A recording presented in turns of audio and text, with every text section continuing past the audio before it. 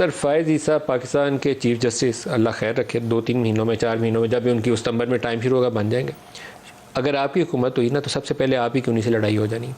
2 ان کی ججمنٹ تھیں, ایک کوئٹہ بلاسٹ کے اوپر اور ایک فیض آباد دھرنے کے اوپر. میں نے الگ سے یہ تک پڑھی ہے, دونوں شاندار ججمنٹس تھیں اور دونوں کے اوپر اس وقت کی اسٹیبلشمنٹ کو شدید غصہ تھا اور تکلیف تھی. اس ججمنٹ میں فیض آباد والی میں تو نام آ گیا تھا اور کوئٹہ بلاسٹ میں انہوں نے نااہلی کا تعین کیا تھا.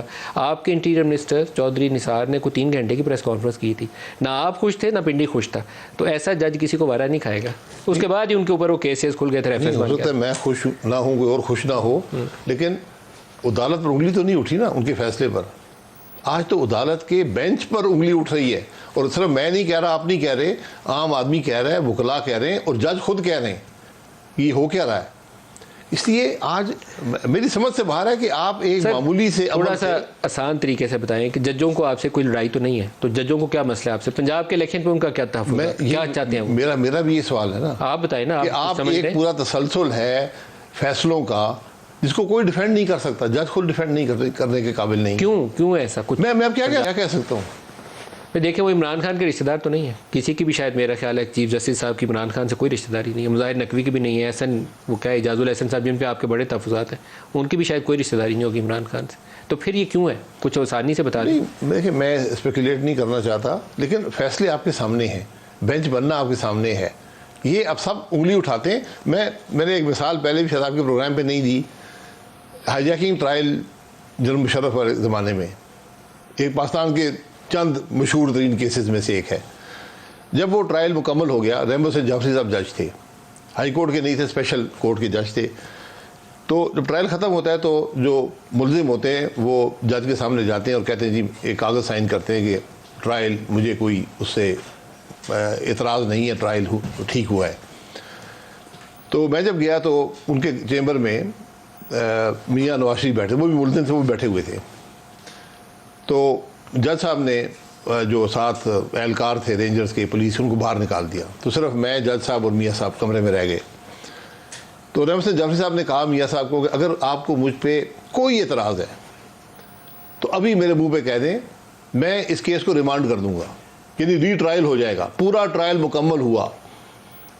یہ جج کی کوالٹی ہوتی ہے, اگر اس پر آپ انگلی اٹھا دیں وہ ہٹ جاتا ہے, پھر انصاف وہ نہیں دے سکتا. پھر نواز شریف نے انگلی اٹھائی ان پہ کہ نہیں؟ انہوں نے کہا, انہوں نے سائن کر دیا, انہوں نے کوئی لفظ اور نہیں بولا, انہوں نے سائن کر دیا, بات ختم ہو گئی.